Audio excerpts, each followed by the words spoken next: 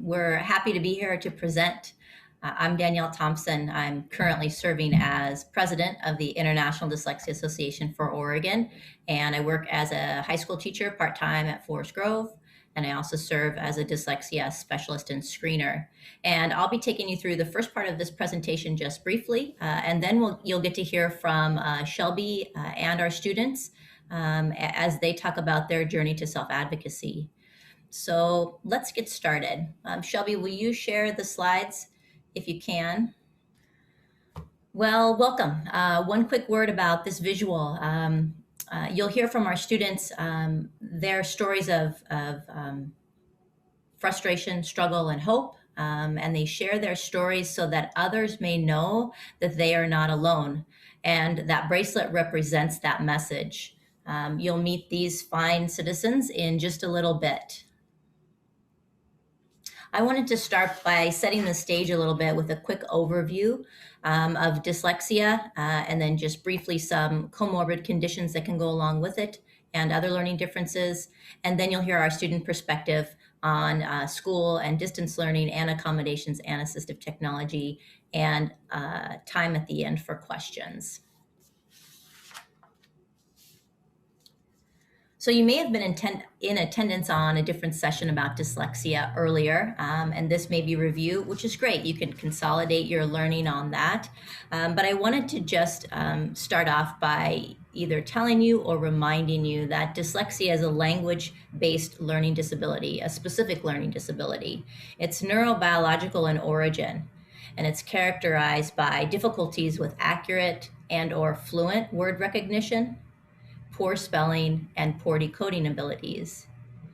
And these difficulties typically result from a deficit in the phonological component of language. It's often unexpected in relation to other cognitive abilities and the provision of classroom instruction, and it's not related to intelligence.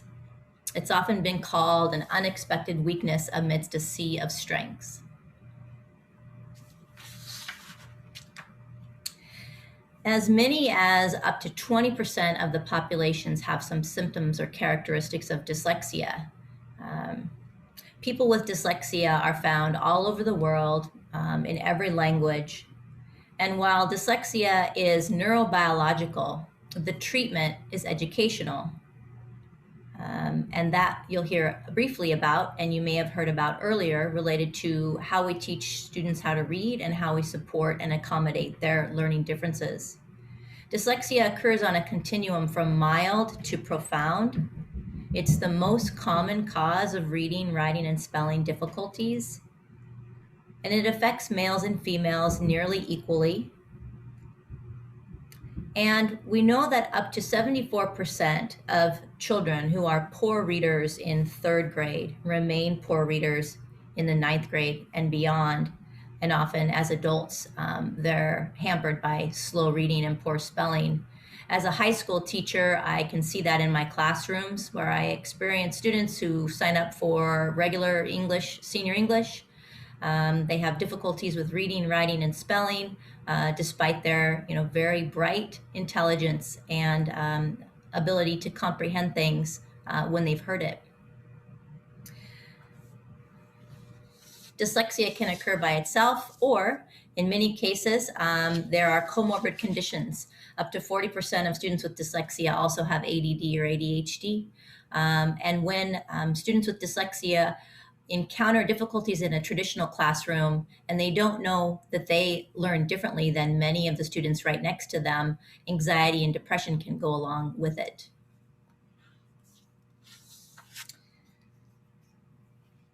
There are key brain structures that have been shown to be impacted by dyslexia. So fMRI scans can show a particular neural signature for young children into adults with dyslexia.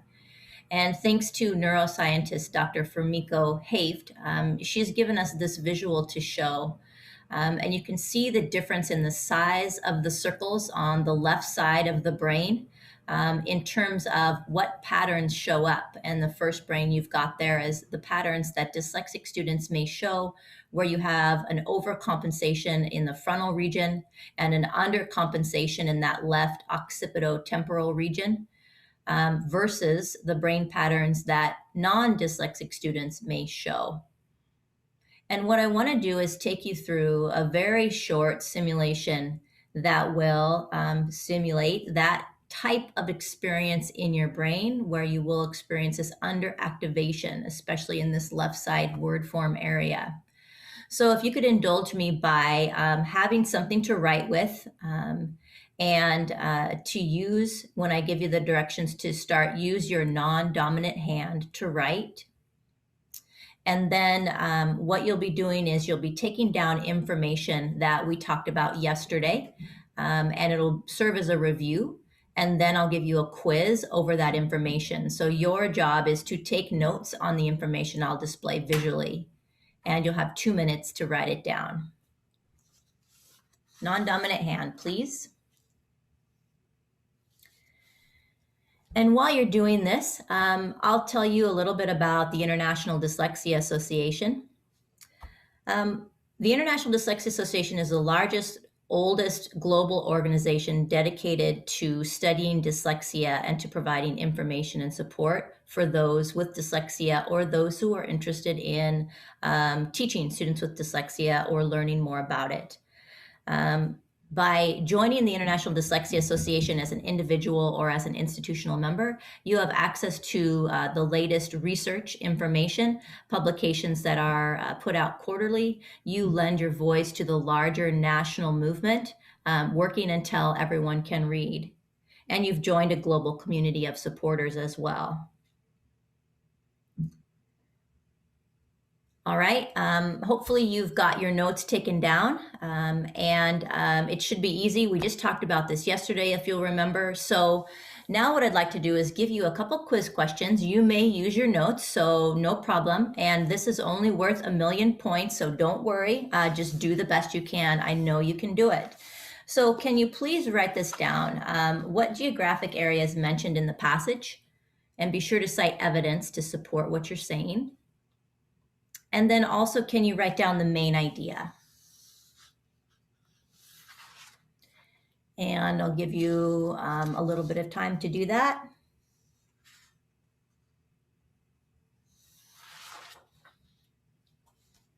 Looks like some people have finished already. Excellent.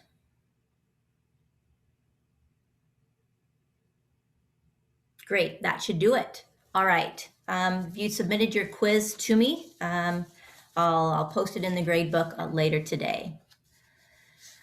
So that's a very, very, very quick simulation.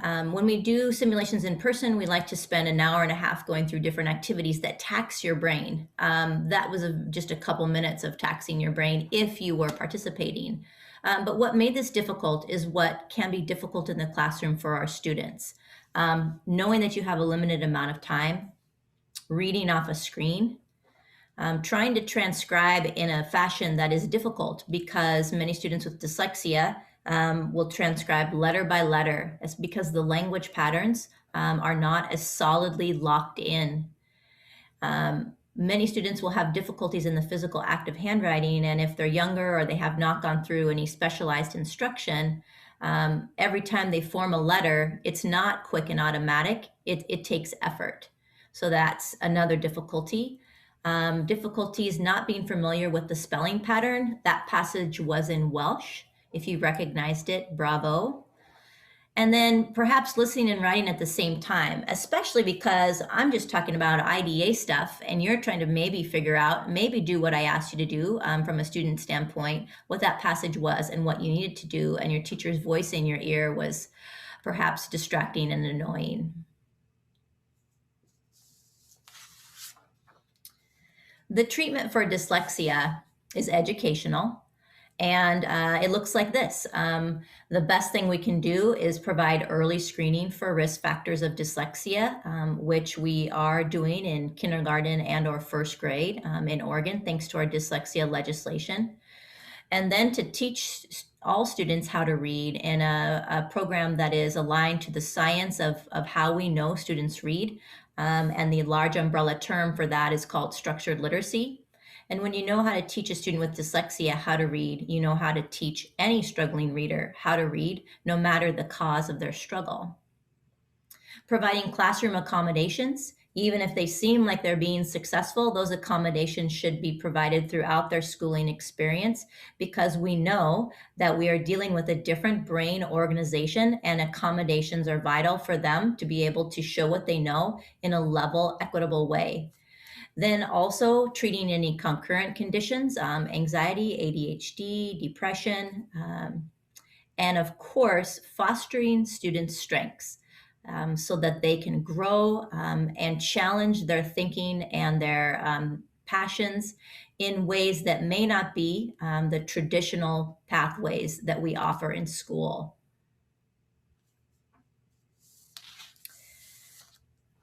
So now Shelby will take you through some of our students' most common accommodations, and then you'll get to hear from them. Thank you for your time.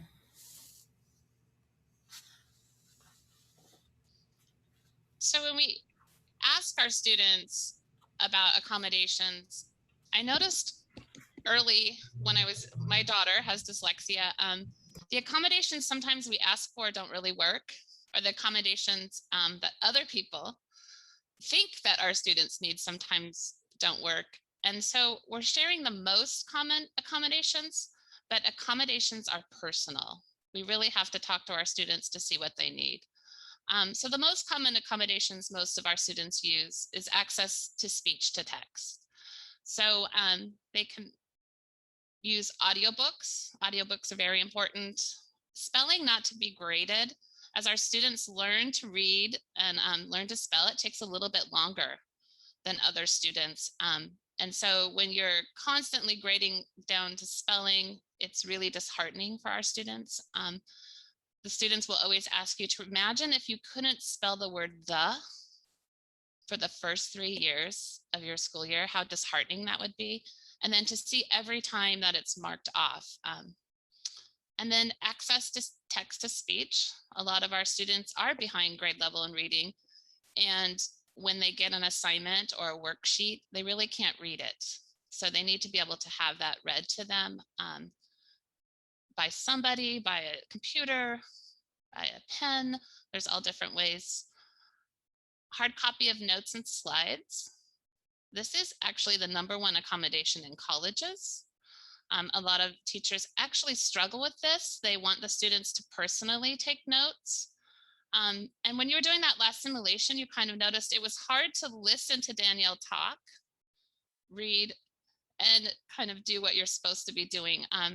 Our students need that hard copy because a lot of times, even if they write the notes themselves, they won't be able to read their handwriting or their spelling back. Organization is another problem that our students face, especially through middle school, high school, is organizing just kind of what is due, when it's due, how to put their assignments together. So they really need support. A lot of our students complain that once they get to middle school, they hear over and over that you're in middle school now, you should be able to do this. And just to have teachers realize that this is really hard for them, and they might not be ready to do it themselves. Another accommodation that's most popular in college is extra time on assignments and tests. So our students can take the test. A lot of our students will finally get to read at grade level, but their fluency isn't fast enough. So they really need that extra time to look over their test and take it. And then a calculator for math. So this one's important, and a lot of times misunderstood too. My daughter is a mechanical engineer, and she has been scolded for using her calculator for simple math facts, 5 times 5, 6 times 7. It's something that she just can't do fast enough. So she uses her calculator, but she obviously can do the higher level math thinking.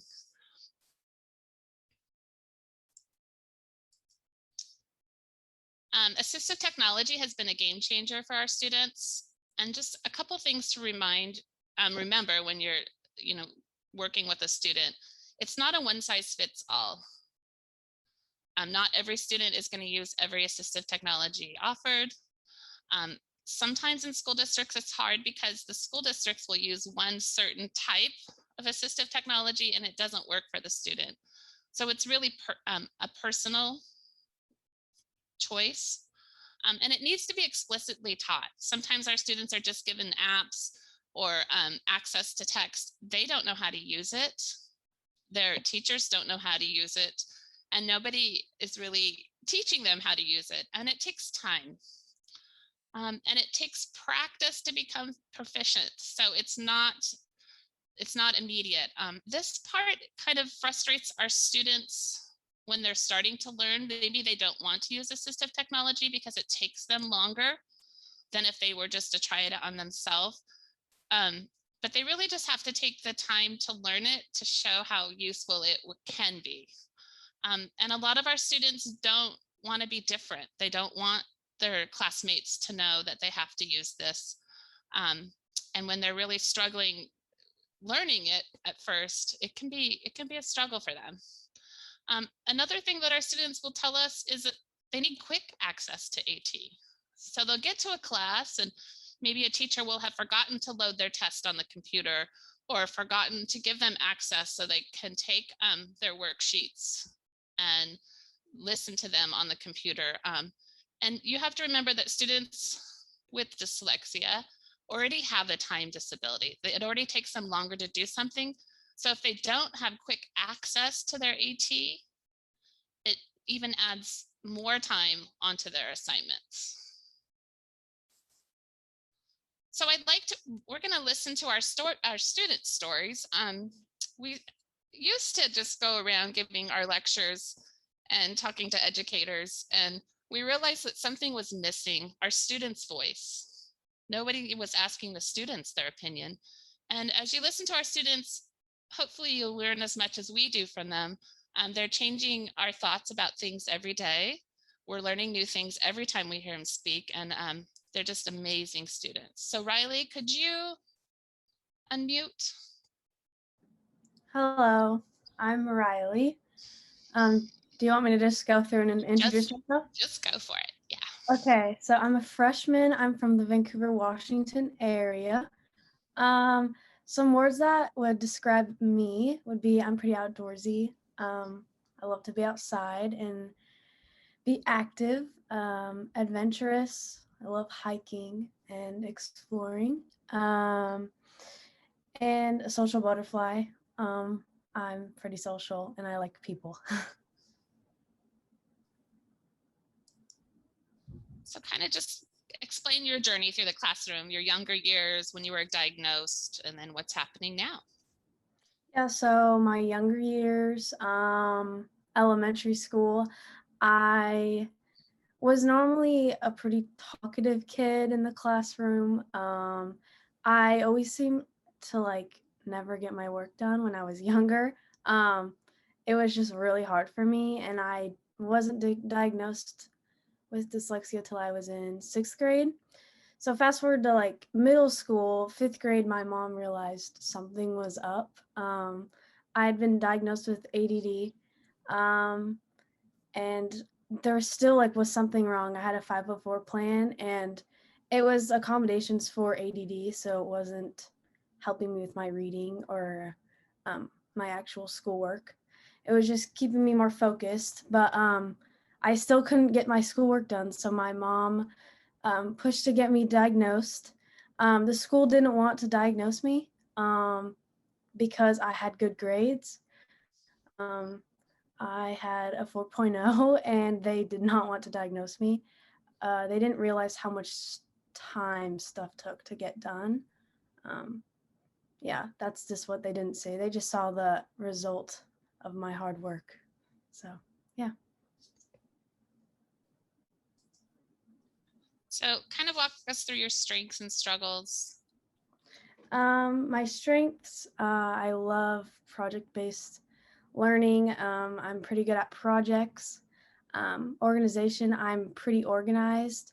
I'm lucky to have that. I know a lot of other students with dyslexia can struggle with that.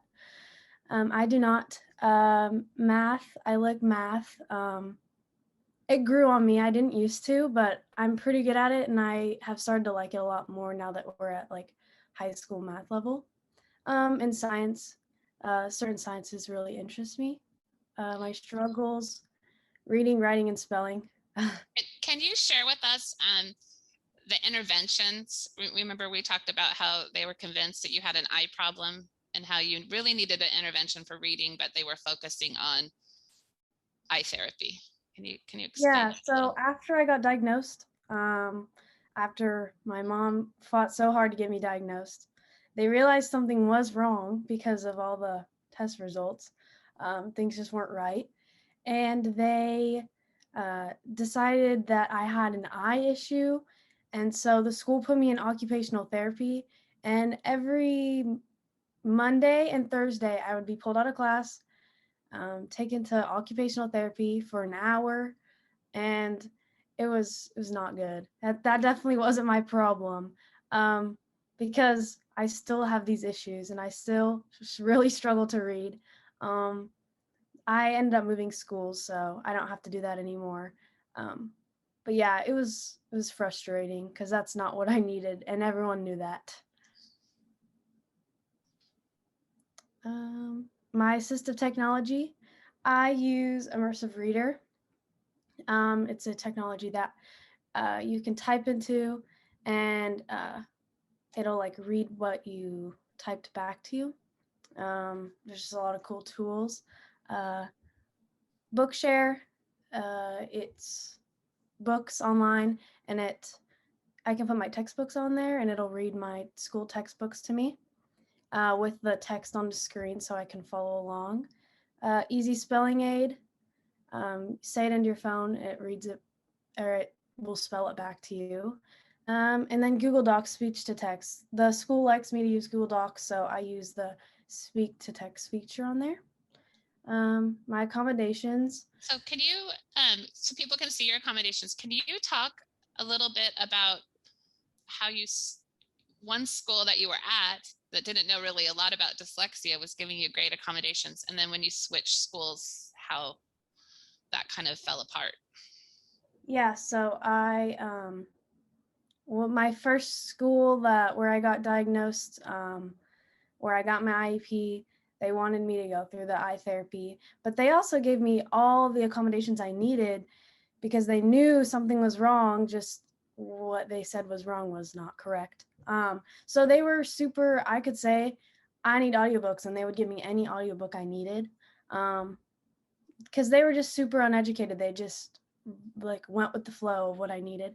And then my new school that I transferred to, they know what dyslexia is. They're familiar with it. They just, they're they question when I ask for certain accommodations. They're really like they're questioning why I would need it, and they're like a little more strict on it, and they don't really want to give them to me. So I really have to like fight harder for them now, which can be frustrating.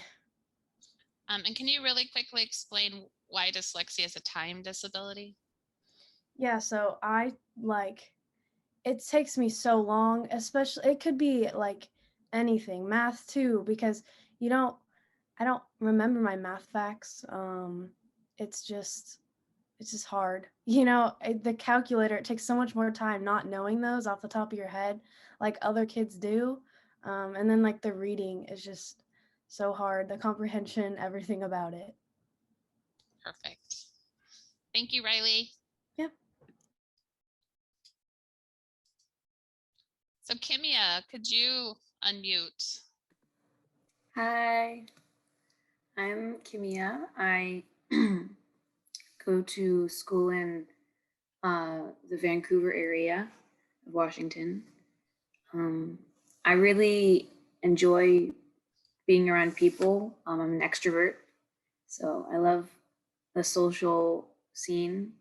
I'm really adventurous. I love to travel with my family and adventure in the woods near my house with my friends and stuff.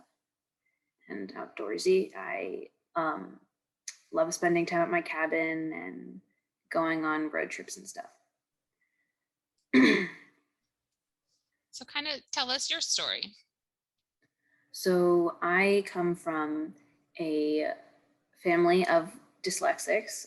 I'm the middle child. I have an older brother who's dyslexic and a younger sister who's dyslexic. I'm the most dyslexic. I have a serious case of dyslexia. It's kind of the minority in the family, I guess. I was diagnosed. My mom knew I was diagnosed officially when first grade, and but my mom kind of already knew that I was, because I wouldn't want her to read to me. I didn't like word games or anything like that when I was little. I went to a very small private school for most of my childhood, where I had tutoring every day, basically, usually in the morning before school, and then during Spanish, they'd pull me out of Spanish, and I'd have one-on-one tutoring in instead of Spanish class, and then I would have, you know, my sports and stuff and homework help after school. And then I moved to in 8th grade, I moved to a bigger school, and it was a big adjustment for me not having that as much one-on-one time and having harder classes and stuff. So yeah, now I'm a freshman doing hybrid learning. Shelby, can I have Kimia just say what she would look like as a student in a classroom before distance or hybrid learning? What assumptions would teachers maybe make about you and your behavior? Yeah, so when I'm in the classroom and let's say you know, they just took attendance and they're talking about what we're doing today, a lot of times they'll look at me and I'll just kind of be staring around, not really, sometimes I'll not even notice that I'm facing the wrong way. And I'll just be like looking at the posters in the classroom, because I have ADD or ADHD, non-specific ADHD. And I'll be like, you know, my leg will be tapping against the floor. And it looks like I'm not paying attention, but really, sorry, the neighbors. But really it's me processing what they're saying, and it works better for me not looking at the screen when they are talking in class. Kimia, can you share a little bit when you get overwhelmed and a little bit of anxiety, what happens in the classroom for you? So when I get overwhelmed, which happens a lot, I really struggle with my anxiety and stuff. A lot of times I'll just I'll just like raise my hand and say, hey, can I go to Miss Bauman or Miss Parkin's classroom? And those two women are my learning aides, so they'll help me organize my work and manage my stress and stuff. And they'll help me kind of do my work. It's kind of my one-on-one teachers. I get that. And I'll do my tests in those rooms and stuff. Yeah. So share with us a little bit about your strengths. One second, I need to close the window. My neighbors are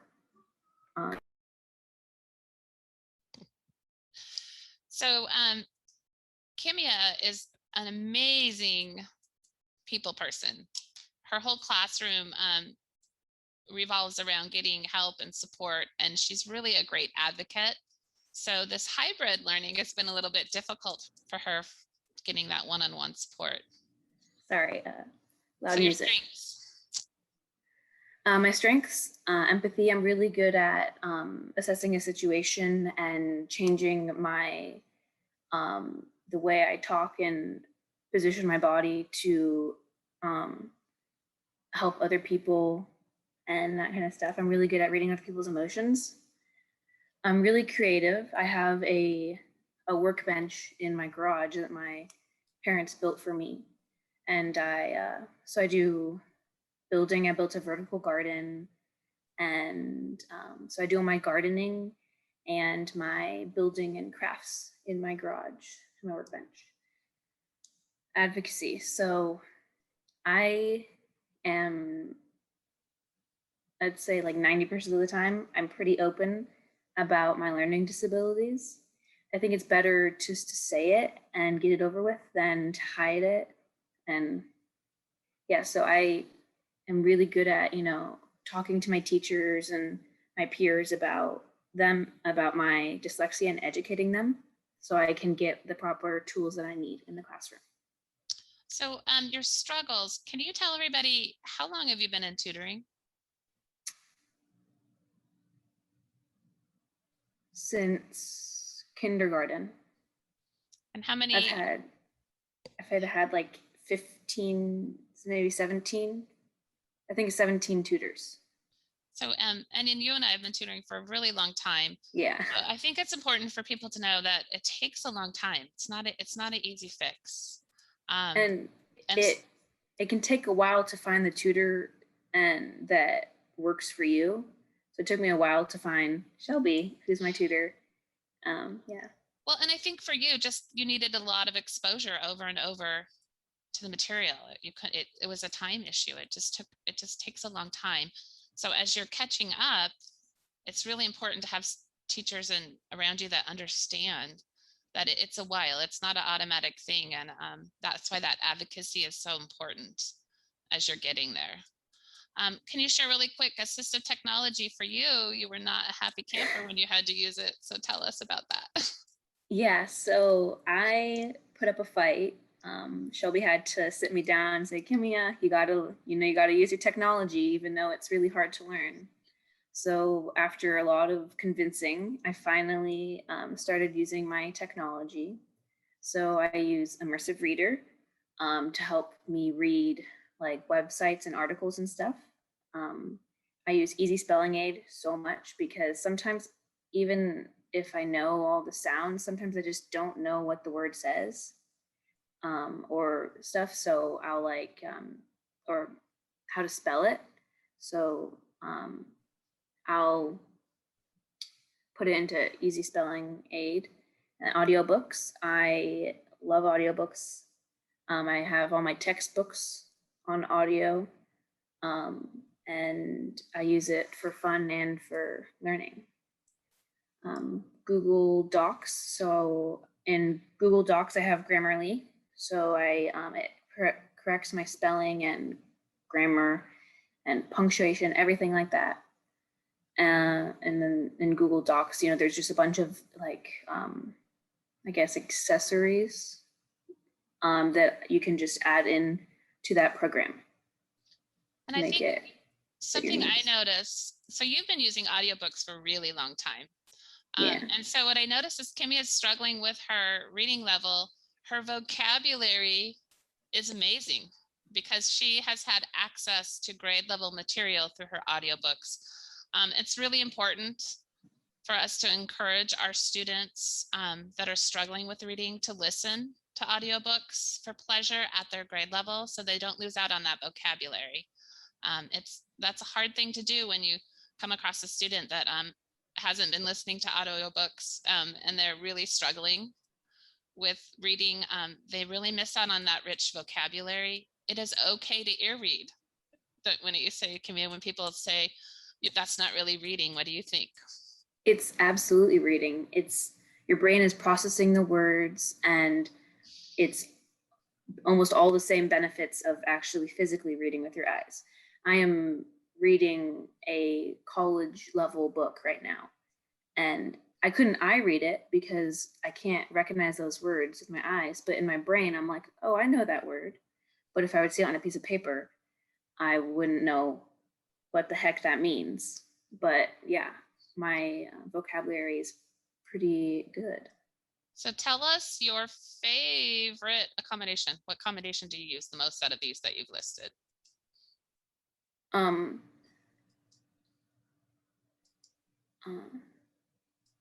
Extra time. So I have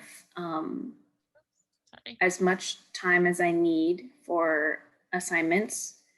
Especially in my school, I'm lucky enough to, for any student, not just me and my IEP, but for any student, if you turn in your work, but you turn your work on time and you don't like the grade you got, you can just redo it and until you get the grade you want.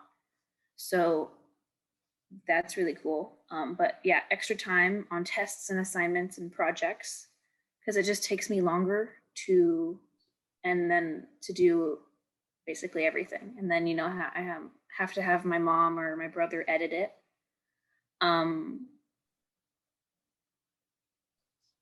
Alternative testing. So on a test, or like, let's say I have a paper of math problems and there's 20 math problems that you have to do before next class. On my IEP, I use this for every math sheet. I'm allowed to just do 10. So I'll do 10 and they'll grade them, and I'll still get, and if I do them right, I'll still get an A. I won't get, a grade for only doing half of them. So I get less like actual work. So I can manage my time. And that 10 takes you actually quite a bit longer than most students to do all of it, right? Yeah. So it's that time factor. Copy of notes. So in my math class, I can't hear what she's saying and work on making my notes perfect, because they have to be perfect, or else I have to start over. I can't focus on spelling it right and having perfect handwriting and stuff, and also listen to what my teacher is saying. So in the beginning of class, she'll just give me a copy of what the notes that people will be taking in class, and that way I can follow with her voice and just look at the board. And a calculator. I don't know my multiplication facts, and especially with negative numbers, basically anything except for addition, I need a calculator for, because I just can't remember, or I have to write it down on a piece of paper and go through it step by step, and it just takes forever. So, and then you're like using all of your brain power to solve problems that you can just use on a calculator. So I like to use a calculator a lot. And I think a lot of people don't realize it's not that you didn't try to learn your multiplication facts. You spent years trying. I tried really hard. Yeah. So, well, thank you, Kimia. Yeah. I'm going to ask Ruby to turn on her mic and talk to us. And Ruby, this is her first time. We're so happy to have her. We talked her into doing this. So Ruby, tell us a little bit about yourself. Hi, I'm Ruby. I'm in 7th grade and I go to like a small private school. And words that just describe me: I'm very athletic. I really like running with like my dogs and stuff, and like hanging out outside, like adventurous. I like just going into like we have like a ravine at the back of our hill. I'll just climb up and down that thing all day if you let me. Musical, I have like multiple instruments. Any instrument you basically give me, I can just play anything really, except for reading notes. Some of my dyslexia gets in the way of like when people are writing down words for music, I mess up extremely a lot, or just reading the notes in general. But yeah. And I love your pictures, because every picture that you sent, you're in the forest, in a tree. Sometimes really high up in those trees is a little scary. So very adventurous. So tell us your classroom story. Tell us, you had a really good story about the first couple years with spelling. Can you share with spelling? It was kind of easy, but really hard. One of the words I was not able to like be able to spell until like fourth grade was I would always mess up the word like I could never spell it correctly. But then once I was in fifth grade, I was able to spell it like really quickly, really easy. I could actually remember it. That was one of my struggles when I was in first grade. When we would write like little paragraphs like on computers or just write it out on hand or something, I couldn't write the word very well. And you said that really frustrated you, that caused a lot of frustration. Yeah. Sometimes I would get frustrated, but I know like I don't want to flip out in front of the class. And like I have really bad anxiety, so I have breathing ways. Like ever since I was really young in like kindergarten, I've always had really bad anxiety, so I have little breathing ways to like calm myself down. And that's what I've been using with dyslexia. Like when I get frustrated in a class, I take a deep breath in and hold it for like a few seconds and then let it out slowly. And it always helps me calm down. I don't know about other people, but it's helped me throughout the years, like always be really calm when I'm like spelling and I get frustrated. And you talked about, you kind of really thought school was just fine until about fifth grade. So explain to us how you might look in that fifth grade classroom. What was the struggle? Fifth grade was the year where I got a new teacher. That teacher didn't really understand what dyslexia was. They weren't very supportive, and when I would get help on my assignments, uh, she was not very helpful all the time because she'd always be like, you need to do these assignments by yourself. You should be starting to read at this grade level already. You should spend more time at home, even though I don't always have time to get all my homework done. And she was not very supportive. But then once we got the papers that proved I had dyslexia, then she actually started to help me a little more, but not as much as I would like. But I had other teachers in other classes that would help me out with my homework sometimes. And do you think sometimes just because you talk at such a high level, sometimes that people might not notice and think that you talked about people thought you were just not taking the time to finish things or being lazy and Yeah, for sure my fifth grade teacher was very so like that. My third and fourth grade teacher, I had two at the time for third and fourth grade in that classroom. My one of the teachers had dyslexia, so they would always end up helping me, and it would be really helpful because they know it's hard to like read and write and like do all these things. So then like during recess time, she would like let me come in and she would help me when she's like eating her snack or something. We would spend a little time because I didn't mind missing recess at the time because we always like had like some fun activity after recess. So she would help me and we would sit down and we would finish it in like 5 minutes once I get her help. so you are willing to give up your recess to get help. That's pretty Yes. amazing. So let's talk a little bit about you've kind of talked about your strengths, your music, your sports. Let's talk about your struggles. What do you think your biggest struggle is? Probably writing, I would say. I can never read my handwriting very well. Most of the time I have like my mom or my teacher, I'll sit next to her when we're in person sometimes. She'll write it down for me and then hand me back my notes and I just tell her what to write there and she'll help me out. And yeah, it's a very big struggle for me. What's your favorite assistive technology out of the ones that you've listed? We've used Google Docs a lot in the pandemic, so I would say speech to text because it's way easier than typing out every single word you have to do, and it's way quicker to just say it for me. And then what's your favorite accommodation?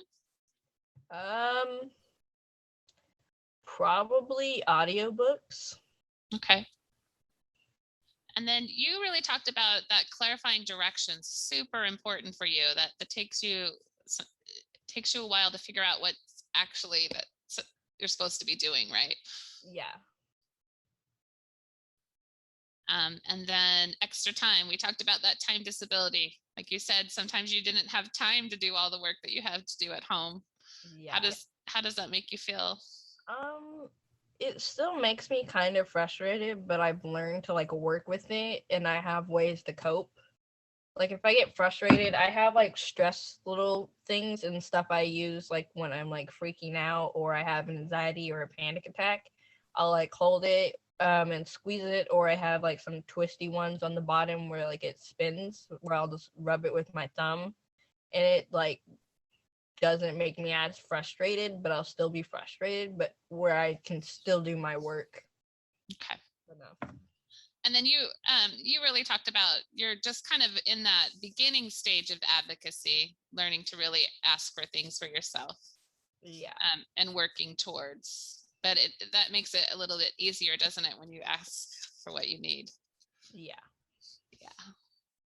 Well, thank you, Ruby. We're going to ask Mac to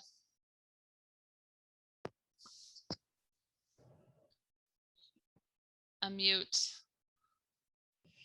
Hey, can you hear me? Yep, we can hear you sitting Awesome. in your car. Yeah, I'd take this one for my truck. Hi, my name's Mac. I'm a senior. I was diagnosed with dyslexia in the 4th grade. I love the outdoors, super adventurous, love to fish. I'm a leader, really positive, always just, I mean, I've always also, I went to private schools for a while, but now I stay in public schools because it works better for me. So I think the positivity is something that I kind of have to keep for that. It can get tough at sometimes. So talk about Mac in the classroom. What might we see? Well, when we were in person, it was, I mean, I have ADHD as well, so but I was medicated, so I think that helped. I don't know. It was always a struggle for me to pay attention, medicine or not. That's always just going to be a struggle of mine. And for me, something that I really used was I always just tried to have a good relationship with all of my teachers and try to have like a discussion there, because I felt like if I would every time I got a new teacher, I would bring my IEP to them, like a hard copy printed out, and I'd answer any questions they'd have, tell them what I do, why I need that, explain how my dyslexia looks to them if that's what they needed. Really just tried to have that like kind of one-on-one deal, just because I think that helped me a lot more to get the help I needed. And you have that one story that just breaks my heart every time, and I know I make you share this, but just last year you had to prove you had dyslexia and needed your accommodations, even though you've been diagnosed since 4th grade. Yeah. So it makes my mom just as angry. She's a principal. And so yeah, I was diagnosed in 4th grade. And they didn't want to well, at first there was a huge process just to get diagnosed in and of itself. And then after that, we had to fight to get my 504, and that we had to fight for years to get that, and that still wasn't enough. And then I got approved for an IEP in 5th grade, but the schools wouldn't give me one because they said I was smart and I didn't need it. Which, yeah, I'm smart, but what they didn't see was the amount of work I put in, the fact that I didn't hang out with friends, the weekends I missed, everything, the hours I spent after school up till like past midnight working on homework. They didn't see that part. And so I finally got approved for my IEP, and that's kind of when I thought the battle was over. Like I got my IEP, I have my accommodations, I carry my computer, and I know I can do all this.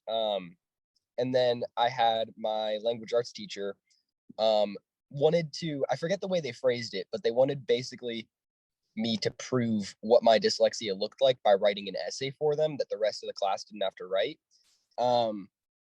And I ended up writing it just to make the teacher happy, but I think that was the most mad I've ever been while writing an essay, because it's not something that you should have to prove, because it's just who I am. I'm dyslexic. It's how I learn. It doesn't make me different. It just means that I learn in a different way, and I have to learn things differently. Right. So let's go ahead and you can kind of talk through your slide. Just pick a couple key points. Yeah. Well, I'm a leader. I'm the team captain of a trap and skeet team. I'm a state skeet shooter. I've always been a really strong advocate because from the beginning, I could never read the books about dyslexia. I wonder why. But my mom would read all the books she could get her hands on. And then every night at dinner, all we would talk about, it made my sister, she's not dyslexic. She still talks about how much she hated these years, but all we would talk about is dyslexia. And it would just be my mom trying to teach me what I need to know. So now I know everything about my dyslexia. I'm pretty good about it. And so and now at this point where I'm in high school, I'm getting ready to go to college. My parents don't help me with my advocacy. It's all me. I send all my emails to my specialists, all that kind of stuff, just trying to get that down. My favorite subjects, I love history and science, but I definitely struggle with reading, writing, math, spelling. That's a big one. Grammar, all that stuff, just the classic dyslexia. I have it all. There's the dyscalculia, the dysgraphia, and dyslexia, and I have all three. And and you own them all. And I own them all. I'll own it till kingdom comes. I use a lot of assistive technology, and I always tried to own that too. I was the kid who I didn't care who looked. I'll whip a computer out in the middle of class and start talking to it like I'm crazy, because I don't care, because it's how I have to learn. But I love audiobooks. I don't read. I've read like 3 books in my life on paper, and all 3 of them probably took like 6 months to read. And so I listen to all my books on audiobooks. There's an app called Easy Spelling Aid that I use daily because I still don't spell very well. And I type everything. I never write anything by hand because I can't read my own handwriting. And so I use a Chromebook and Google Docs for pretty much everything that I have to write. Speech to text is like my savior at this point, because it just allows me to get all the thoughts that are in my head onto paper, which can be the hardest part in like the essay writing process. Is just I have all the ideas, and like, because my dad, he's an attorney, so I make him revise all my essays because he knows how to do like writing. And so he always says that I know what I want to write about, and I could tell you it all because I can talk just fine. So I could tell you everything. I just can't write it. So using speech to text, then I can just make the computer do the hard part for me. And I think we might have to move on to Lucy because we're running out of time. So Awesome. We'll get back to you Sounds with good. the questions. Okay.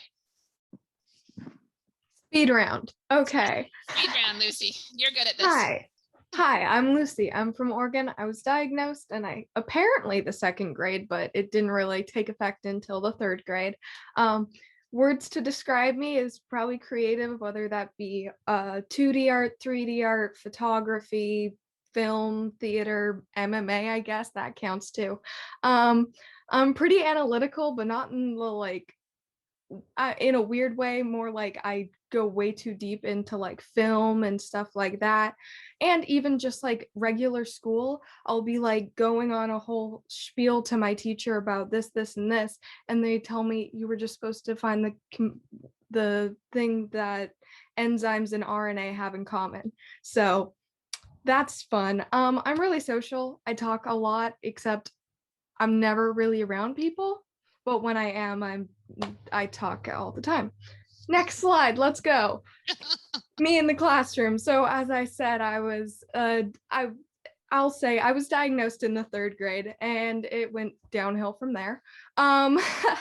So basically, in the 5th grade, I would always get, not just the 5th grade, but earlier, I would get pulled out of my like silent reading time to go and do math, which obviously I hated because the fearsome timed times tables, not a good idea.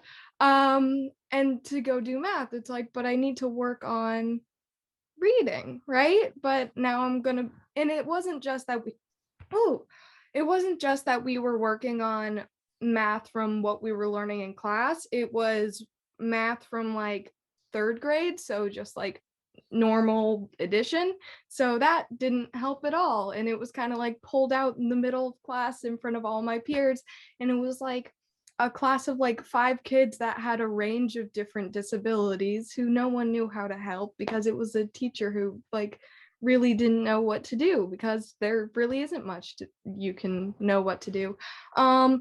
Through middle school really helped me. I went to an art middle school where a lot of the assignments were based around not just essays, but hey, make this weird paper pyramid tower talking about ancient civilization, and just taking notes, which the note taking that we did in middle school really helped me, because it was more of a situation instead of just a teacher with a slide presentation telling us to take notes on what they're saying, random notes that you don't know what specifically you need to know.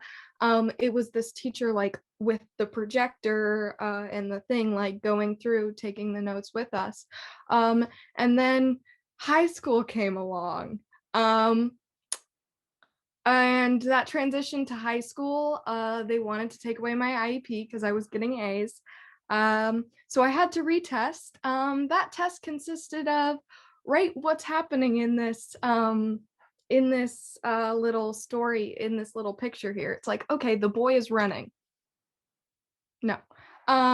So yeah, with high school, it was weird, because once again, I had that like study skills, whatever you want to call it, class where it's just all the kids with learning disabilities who like are just kind of there. Like for a lot of kids it helps, but you don't really have like a bunch of resources because you can't go ask your teacher about something. So like it was kind of confusing about why I was there, but mostly it really helped me in a weird way, where it was by teaching the kids in that class what I was learning, that kind of helped me really get into so by me explaining it to the student has no idea what's going on, I understand it now. And that really helped me through like high school. I don't take that class anymore because for me, it was just another class that I had to take. So with strengths, math grew on me a lot ever since I hit algebra. It was like, yes, this is like fill in the blanks with your formula and everything. So my main struggles are reading, writing, and spelling, and that really comes with this kind of relates to my I can't read that because my accommodations, but I cannot stand scans, when a lot of times I don't really blame the school because it's a public school where you don't have enough copies for all the kids, so you got to scan it, but I can't really read it that well because all the like words are kind of getting smushed together. And now that it's digital, I can't highlight that to put it into my speech generator, which is really difficult to me, that I've talked to my teacher about. Nothing has happened there. But yeah, so I guess the main tech that I use is really Google Docs, which is what we use, all of the students use, and Grammarly. That's actually kind of funny because it wasn't like my mom telling me, hey, there's this thing that helps you with your spelling. It was more of a bunch of sophomores writing their essays, whispering that if you just put this into that, it's like a peer review thing that doesn't judge you. So that was really, really helpful for me. Well, thank you. Thank you, Lucy. So we're going to end here. I know we kind of ran over a little bit. We have a little bit of time for questions, and I think John was going to come back and lead that.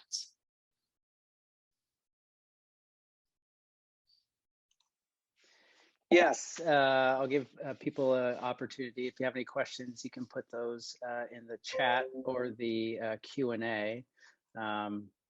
And I know while people are kind of, thinking about questions they have, I actually have a question for everyone. So everyone kind of, first, thank you for sharing your stories. I took a lot from it and learned a lot. And I know you all talked about kind of when you were diagnosed with dyslexia, and that kind of varied. But I think, Kimia, you were the earliest one that was diagnosed in first grade. So in terms of the support you got for reading, so the instruction you got, the extra interventions you got, do you remember what kind of support you got for your reading before you were diagnosed and then after you were diagnosed, and what was different between that support? So I was diagnosed really early, and my mom knew even earlier than that, which is really rare. So I'm really lucky. When I was younger, I had a tutor in my neighborhood. I'd scooter over there every morning, and it was more about learning my letters and the sounds that they make. But like once it was it was a private tutor, and I wasn't in the school district. And then once I got what's it called, diagnosed, I was officially dyslexic, so I was open to having a lot more tutors that especially tutor people with dyslexia. So I had, for a while, I had a district tutor, I think. So I kind of just went through a bunch of different tutors and people until until I found a tutor that stuck, and we have just been going through the Orton Gillingham. I think that's it. And I am making my way down the books. It's a struggle. I have to redo a lot of lessons. I have off days. So on my off days where I'm tired or distracted, or I didn't take my medicine early enough or something, I won't really remember anything. So Shelby will be like, so do you remember what we did last session? I'll be like, not really. And we're like, okay, so we'll just relearn it. And it just takes time and patience. I kind of forgot the question. Did I answer it? Well, and to point out, Kimia actually had a very good structured literacy beginning at her school that she was at. She just needed extra. She just needed more. So she was actually very, very lucky, but still struggled. And I think that's important for people to hear. Yeah, I needed, I still do, and I did. I need a lot of extra support. And, I do tutoring for a while there. In 7th grade, I did tutoring every day, twice a day, with my piano and my sports and homework and school. So it was really tiring, and it took a lot out of me. And my family, I think, we're one of the few families that I know that does tutoring through the summer. Because if I don't do tutoring through the summer, then everything I learned during the school year, I don't remember any of it, and I have to start over from scratch. So, especially since I have a memory processing disorder. So I have to keep on revisiting things I already learned, so it stays in my head. Thank you. Any other students would like to share the difference in the help that you got before and after you were diagnosed? For me personally, I think it kind of got worse. I don't know. It was kind of just like in school, it was kind of like they would take me out of, like I said, would take me out of things, and it like really didn't help me. It kind of made it so I didn't have time to learn what the whole class was learning, so I was behind even more than I would be. But outside of that, my mom tutored me using, I believe, the Susan Barton lessons, I think they're called, which really, really helped me through a lot of that. She bribed me with M&Ms to actually do them, but for me, it really, once I got to middle school, there was a little more help there, but it wasn't really until high school when you had more of the access to teachers during that takeout time that made it a lot easier, because I think if you're going to be taking kids out of things, if they don't have access to their teachers, then there's not really a huge point to it, because whoever, for me, like all of my IEP teachers have been like amazing. They don't completely understand the material. So it's nice to have that like time to talk to teachers.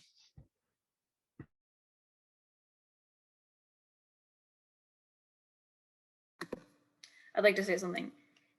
Having your kids do tutoring, or you do tutoring every day, if you're doing that, it gets pretty tolling, and it makes, it makes them not, it's not fun, it's not really fun. So a great way that a lot of tutors use is bribing the kids. My mom bribes me, and so bribing us with candy is a great way to keep us motivated, even though it's like, oh, candy's bad for you. It's something kids look forward to. So yeah.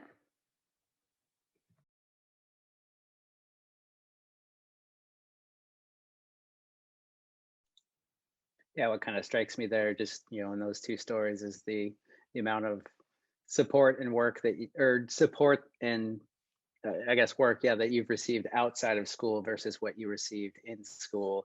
To me, seems a little disproportionate that you're doing a lot of things out of school that, to be honest, should be in school Yeah. supports that you're getting pretty early and pretty See, late the in thing your with career. that is, for example, for me, I go to like a public high school and they just can't.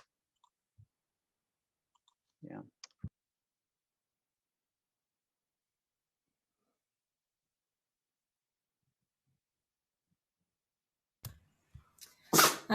I'd like to share with the attendees that in the Google folder with resources, we've put in some information on assistive technology and accommodations and checklists that our students helped us develop. You can look there for more information, as well as links to our site with resources for parents, students, teachers, specialists, and a link to our YouTube channel where many of these students have demonstrated some of their assistive technology and how that works for them, or participated in panels like this where there's recordings available to watch.